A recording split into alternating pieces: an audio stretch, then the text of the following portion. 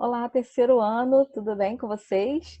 Estamos na nossa aula de ciências, na página 176. Nós vamos falar sobre os animais, parte 2, capítulo 9. Coloca aí a data, por favor, tá? De vocês, no livro de vocês, lá em cima no capítulo 9, ok? Estamos aí no quarto livro, ok? E nós vamos falar sobre a reprodução, como é que esses animais se reproduzem, como eles nascem, como que isso tudo acontece, como a vida acontece. Muito importante, e nós vamos conhecer, ok? Então, aí nessa página inicial, nós estamos vendo um embrião. Olha como que ele está sendo aí gerado dentro da barriguinha da mamãe. Vamos ver melhor? Filhotes de gato, papagaio, lagartixa, peixe. Você já parou para pensar onde esses e tantos outros filhotes de animais se desenvolvem antes do nascimento? Muitos deles podem não ter se desenvolvido no interior do corpo da fêmea, tá? Então, aí é um feto de um gato entre 63 e 68 dias no desenvolvimento. E nós vamos ver algumas perguntas que vão fazer a gente pensar sobre isso, ok? Letra A. Como você acha que os filhotes são gerados? Você já parou para pensar sobre isso? Como que eles são gerados? Então, por meio de uma reprodução, tá? Isso envolve a participação do macho e da fêmea. A gente vai entender um pouquinho mais à frente como que isso acontece, tá? Onde você acha que os filhotes se desenvolvem antes do nascimento? Onde você acha? Será que é na barriguinha da fêmea? Será que é fora? Então, tem animais que se desenvolvem no interior do corpo da fêmea. E tem animais que se desenvolvem em ovos, por exemplo, tá? Então, nessa pergunta aqui, na 3, eu vou compartilhar minha tela com vocês, para a gente ver melhor. Aqui, essa é a página inicial de vocês, tá? A letra C está dizendo assim: enquanto está no interior do corpo da fêmea, o filhote de gato obtém o gás oxigênio da mãe. Quando ele nascer, como irá respirar? É uma curiosidade bem interessante para a gente saber, tá? Então, gente, eu estou compartilhando essa minha tela com vocês para vocês verem no interior do corpo da fêmea como que o feto consegue obter esse gás oxigênio da mãe, tá? Que é pelo umbigo, é pelo cordão umbilical, que é esse daqui, ó, que eu estou mostrando aí na tela para vocês, tá? Por aqui, por essa estrutura, permite a troca de nutrientes e gases entre a mãe e o feto durante a gestação, tá bom? Após o nascimento, o gás oxigênio é obtido pelo ar atmosférico, tá? Por meio dos pulmões, no caso do gato, ok? Que é o que está mostrando aí para nós, ok?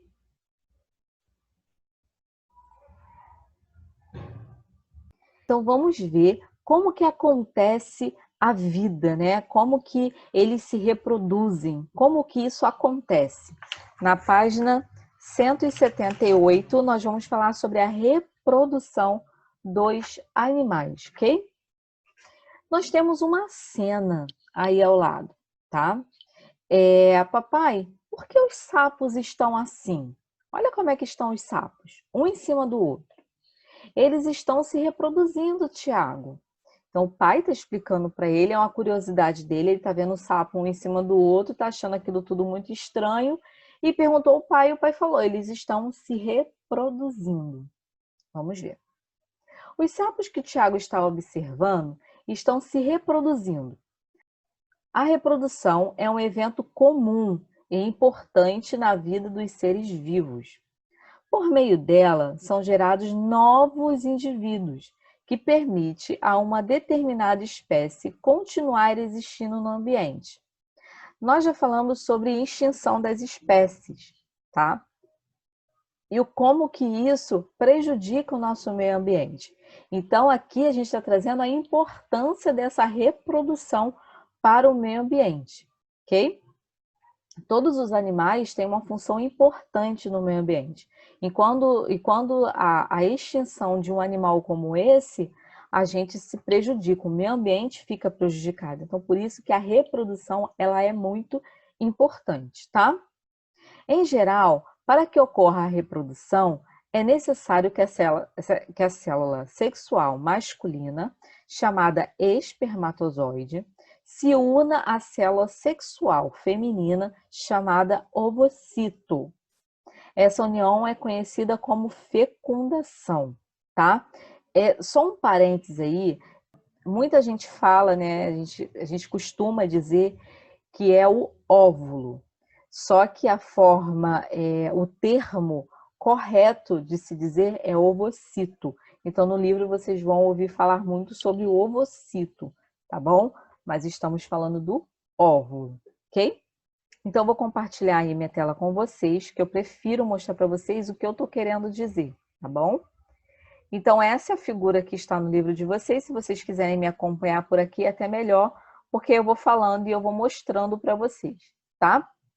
Então, gente, para que ocorra a reprodução, é necessário que os animais se acasalem, tá bom? E o acasalamento, ele possibilita o encontro entre a célula sexual feminina com a célula sexual masculina, tá? Então, o que é a célula sexual feminina e a masculina? A masculina é o espermatozoide e a feminina é o ovocito. Então, após esse acasalamento,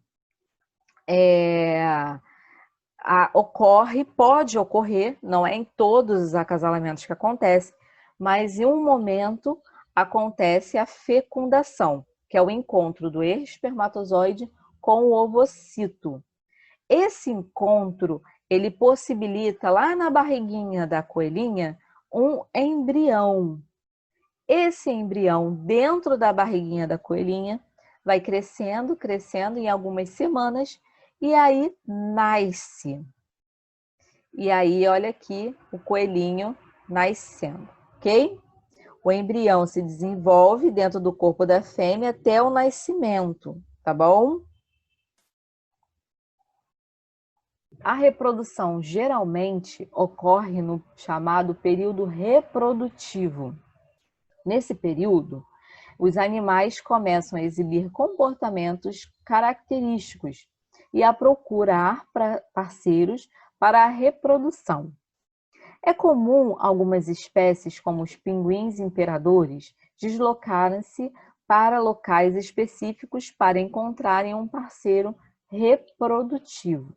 Então, cada espécie tem uma forma de como é que eu posso dizer? De se chegar até a fêmea, tá? Para acontecer o acasalamento, tá? Eles se olham, eles se reconhecem, eles têm uma forma diferente, às vezes pelo som, às vezes pelo olhar, às vezes por um embate, às vezes como aqui o pavão 2 metros de comprimento, né? Atingir 2 metros de comprimento,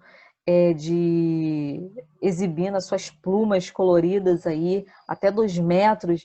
Então, cada um tem uma forma de chamar a atenção do outro, tá? Que são os rituais de acasalamento, que é o que a gente vai ver aí. Então, durante o período reprodutivo, os animais apresentam alguns rituais de acasalamento para atraírem os parceiros, tá? Nesses rituais, os animais se exibem uns para os outros, usando diferentes estratégias como danças, cantos, exibições de suas cores. O objetivo é chamar a atenção do parceiro e colher aquele considerado ideal para a reprodução. Cada espécie animal utiliza um tipo de estratégia de acasalamento para atrair o parceiro. Veja alguns exemplos aí. Nós temos o pavão, nós temos o mergulhão E nós temos aí os sapos. Eu vou colocar um vídeo aqui que eu acho muito mais interessante, até para vocês perceberem como que eles se identificam, como que acontece esse ritual. Muito interessante. Para comunicarem e se atraírem, os animais recorrem a sinais sonoros, como o coachar das rãs e o estridular das cigarras. Recorrem também a sinais olfativos, como os emitidos pelas fêmeas das traças, para que os machos as encontrem, ou pelas fêmeas das raposas, indicando que estão prontas para acasalar. Os animais utilizam ainda sinais visuais, como as exibições realizadas pelos mergulhões, os sinais de luz dos pirilampos ou a corte que os pavões fazem às fêmeas. Quando macho e fêmea apresentam diferenças exteriores que permitem distingui-los, como é o caso dos pavões, dizemos que há dimorfismo sexual. Os machos podem diferenciar-se por serem maiores, mais vistosos ou por outro aspecto exterior, como a juba nos leões ou as hastes nos veados. Os rituais podem também incluir exibições de força, como as lutas entre machos para definir o animal dominante. Servem por isso para selecionar o parceiro com as características mais vantajosas para a reprodução. Por exemplo, nas girafas, os machos defrontam-se usando os seus longos pescoços. Em resumo, os rituais de acasalamento são o conjunto de comportamentos que permitem que macho e fêmea se encontrem, se reconheçam e acasalem. Para tal recorrem a sinais sonoros, olfativos e visuais. Quando macho e fêmea se podem distinguir pelo seu aspecto exterior, diz-se que há dimorfismo sexual.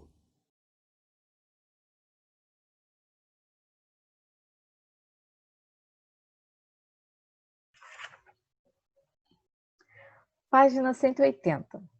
Após o acasalamento, pode ocorrer a fecundação, como a gente falou lá na outra página. O encontro entre a célula sexual feminina e a célula sexual masculina ocorre no interior do corpo do animal ou fora dele. A gente deu um exemplo dentro, né, que é da coelha, mas tem animais que acontece fora, tá?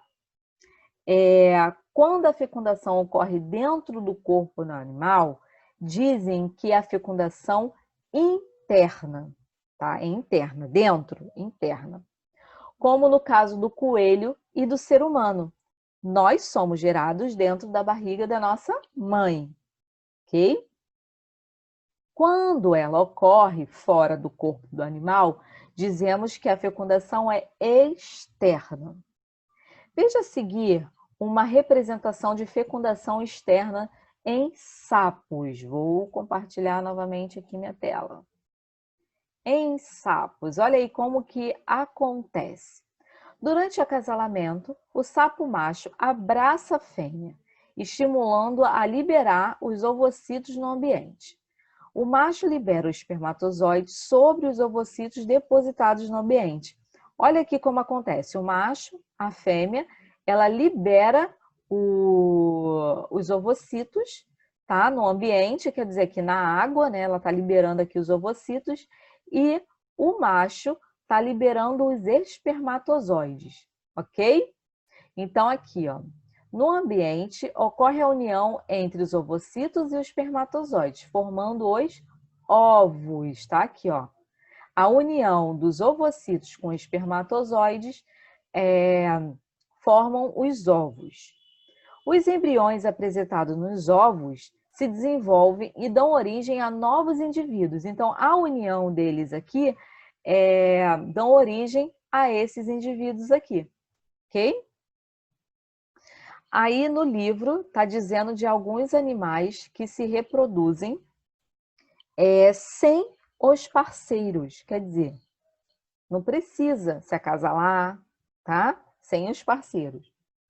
Quando ouve falar em reprodução, você provavelmente associa esse processo a dois indivíduos, certo? Um macho e uma fêmea.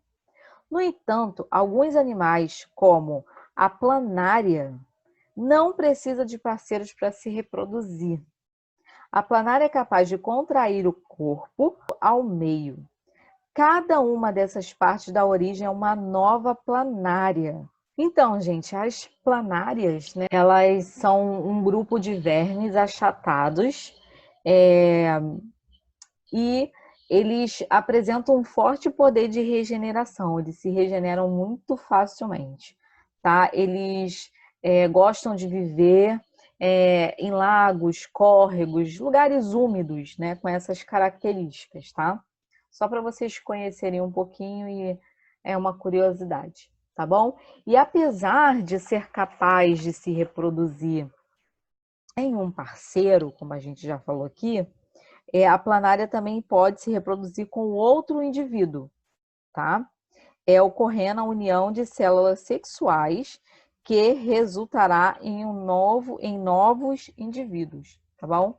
Só uma curiosidade aí pra gente. Desenvolvimento dos animais.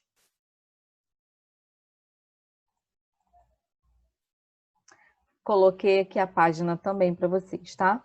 Vamos ler essa história aí juntos, ok? Vovô, os cachorros nascem de ovos como os pássaros? Não, Ronaldo. Os cachorros não se desenvolvem dentro de ovos, mas sim dentro do corpo da fêmea.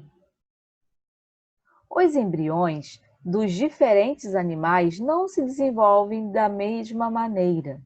Por isso, os animais podem ser classificados como ovíparos, vivíparos ou ovovivíparos. Ok? Vamos conhecer um pouquinho sobre cada um deles, tá? E aqui, cada um que eu for falando, que eu for lendo, aqui tem uma setinha mostrando, ó, ovivíparos, os pássaros, vivíparos, cachorro, e ovovivíparos, que é aí, ó, a cobra, ok? Vamos lá. O embrião de animais como as aves, moscas e jacarés se desenvolve dentro do ovo, fora do corpo da fêmea, até o nascimento. Esses animais são chamados ovíparos, ok? Olha aqui, fora do corpo da fêmea. Em alguns animais, como os cachorros, gatos e cavalos, o embrião se desenvolve até o nascimento dentro do útero materno, um órgão localizado no abdômen da fêmea. Esses animais são chamados vivíparos, tá? É o cachorrinho dentro do corpinho da fêmea até o nascimento, tá bom? E ovivíparos. Em alguns animais, como as serpentes cascavéis e alguns peixes, como o lebiste, o embrião se desenvolve dentro de um ovo que permanece no corpo da fêmea até o nascimento. Esses animais são chamados ovovivíparos, tá? Olha aí a diferença de um para o outro. Um é fora do corpo da fêmea, um é dentro do corpo da fêmea, do animal, e o outro é um ovinho dentro do corpo do animal, tá? Olha a diferença. Qual é o tipo de desenvolvimento de nós, seres humanos? Vivíparos, tá? Porque nós somos gerados no útero da mamãe, ok? E nós nos desenvolvemos dentro do corpo da mamãe, tá bom? Depois a gente nasce e a gente vai crescendo fora do corpinho da mamãe, tá bom? Então vamos lá. Página 182. Eles continuam aí uma conversa, olha. Além de existirem diferenças no desenvolvimento do embrião, alguns filhotes nascem com um corpo semelhante ao corpo de um animal adulto, como é o caso do ser humano, nós.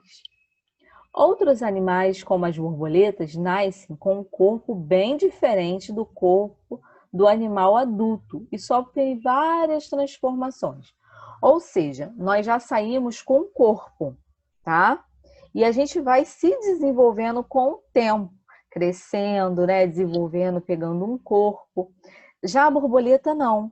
A borboleta, ela nasce com um corpo bem diferente e sofre várias transformações durante o seu desenvolvimento, tá?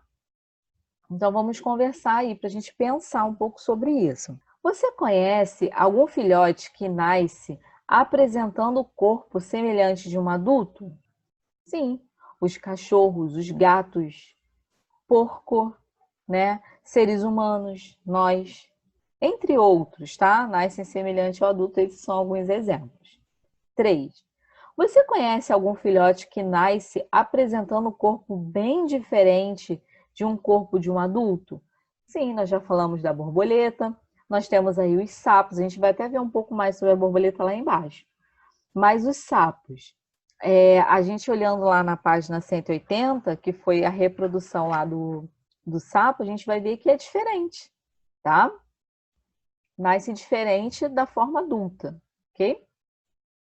Ao observar os filhotes de cachorro e de ser humano, por exemplo, é possível perceber que eles apresentam um corpo semelhante ao corpo dos adultos. No entanto, os filhotes de sapo e de borboletas, por exemplo, nascem com um corpo bem diferente do corpo dos adultos. Após o nascimento, esses animais passam por uma série de transformações até atingirem a forma adulta. Esse processo de transformação é chamado de metamorfose, tá? Vamos aí observar essa imagem juntos. Ok? Aí. E a gente vai olhar cada fase dessa metamorfose, ok? Observe a seguir a representação da metamorfose de uma borboleta. Vamos lá. Número 1, olha aqui, ó, que é o ovo. Preste atenção. Após o acasalamento e a fecundação, a fêmea da borboleta deposita os ovos no ambiente. Do ovo emerge uma larva, conhecida popularmente como lagarta, ok? Então a fêmea coloca o ovinho dela, tá? Deposita os ovos em um ambiente, do ovo nasce uma larva, tá? Tá conhecida popularmente como lagarta. 2. A larva, aqui ó, o 2 é daqui até aqui, ó, até a pupa, tá? Larva, pupa. A larva se alimenta de folhas, de plantas e após certo tempo transforma-se em pupa. Olha aqui, ó. A larva, ela vai comendo a plantinha, vai se desenvolvendo até virar uma pupa, tá? Ela se transforma em uma pupa. 3. Do 3 é daqui até aqui em cima, até a forma adulta, tá? Vamos ver aí. A pupa se desenvolve, se transforma em borboleta adulta. Olha como é que ela vai saindo da pupa, olha, do casulinho, tá vendo? Olha aqui, até a forma, ela vai se desprendendo da pupa, né, que é tipo uma casca, e vai até a liberação dela aí, ó. E até a liberação total dela, formando a borboleta aí adulta. Muito interessante, né? E nós temos agora os exercícios, que diante de tudo que nós conversamos aqui, acredito eu, que você já consiga fazer. Então é importante que vocês façam exercício para vocês exercitarem tudo isso que a gente conversou. Se não souber fazer, se não lembrar, leiam novamente, olha de novo, porque pode ajudar com a sua dúvida. Qualquer coisa, vocês podem mandar mensagem e a gente, ou se não, vê agora que eu vou falar aí as questões com as respostas, tá? Mas o ideal é que você faça, ok? Atividades. Número 1. Denise estava olhando seu álbum de fotografias. Veja alguma delas aí, abaixo. Letra A. Denise, atualmente com 25 anos de idade. Letra B. Denise com 5 anos de idade. Letra C, Denise com 8 meses de idade. Letra D, mãe grávida de Denise, tá? Mamãe da Denise com a barriguinha dela lá, com a Denise lá dentro da barriguinha, ok? Letra A. Assinale a letra da fotografia que possibilita identificar o tipo de desenvolvimento do embrião humano. É a letra D. Por que que é a letra D? E está pedindo para justificar a resposta, né? Porque é possível observar que a mãe da Denise está grávida. Ou seja, a Denise está se desenvolvendo dentro da barriga da mãe, tá bom? Então, é uma característica do desenvolvimento vivíparo, tá? Letra B. Analise as fotografias e converse com os colegas sobre as características físicas de Denise em cada fase da vida. Em seguida, cite as mudanças que ocorreu com Denise ao longo dos anos. Então, gente, se a gente colocar da letra D até a letra A, mostra a fase que ela está se desenvolvendo. Primeiro, ela está se desenvolvendo dentro da barriga. Aí depois ela nasce, ela vira o quê? Um bebê. Depois de um tempo, ela vai crescendo mais um pouquinho, ela vira uma criança com 5 anos, tá? Para você ver que de bebê ela já cresceu bastante, né? Ela já começou a criar um corpo, já ficar maior, crescer os cabelos, o rosto vai ficando diferente, tá? E na forma adulta, olha a diferença de criança para o adulto, né? Ela já cresceu muito mais, o corpo ficou maior, né? Os seios, os cabelos, o rosto, o sorriso maior, tudo, né? Então, essa é a fase do desenvolvimento. Embora os bebês nasçam semelhantes ao adulto, eles passam por mudanças ao longo da vida, tá? Que foi esse que eu falei com vocês. O aumento da estatura, a mudança do comprimento dos cabelos, enfim, tá? Entre outras aí características. Página 184, número 2. A mariposa, que está aí na figura A, causa grandes prejuízos às plantações de soja. Isso porque, em uma de suas fases da vida, que está aí na fotografia B, ela se alimenta das folhas de soja, prejudicando o desenvolvimento da planta, ok? Então, a mariposa está já na sua fase já adulta, na letra A, e na forma inicial aí, na fase inicial da sua vida, que é aí na letra B. Letra A. As imagens acima representam diferentes fases da vida de um animal. Podemos dizer que esse animal sofre metamorfose? Justifique. Você acha que esse animal sofre uma metamorfose? Sim, né, gente? O indivíduo jovem, que é a lagarta, que está aí nessa figura B, apresenta um corpo bem diferente do corpo do adulto, que é da mariposa, tá? Ou seja, o animal que eclode do ovo passa por diversas mudanças até ficar com aparência semelhante de adulto. Então, acontece aí a metamorfose, ok? Letra B. Assinale a posição do esquema em que a imagem B pode se encaixar corretamente. É o ovo? Não. É uma larva, tá? É uma larva. A pulpa, vocês sabem que é aquela casquinha onde ela fica para depois ser liberada. E adulto, que é a mariposa, que é a letra A. E aí está pedindo a letra B. C. Qual é o tipo de desenvolvimento do embrião da mariposa? É o ovíparo, tá? Letra D. Assinale o animal que apresenta o mesmo tipo de desenvolvimento do embrião da mariposa.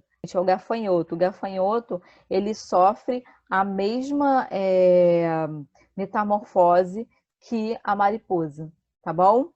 Então, amores, eu espero que vocês tenham gostado dessa aula. É bem interessante essa forma de reprodução. Tem muitos vídeos no YouTube que mostra essa reprodução, como que eles se identificam, como eles se desenvolvem. É muito interessante, tá bom? Espero que vocês tenham gostado. Um beijo, fica com Deus.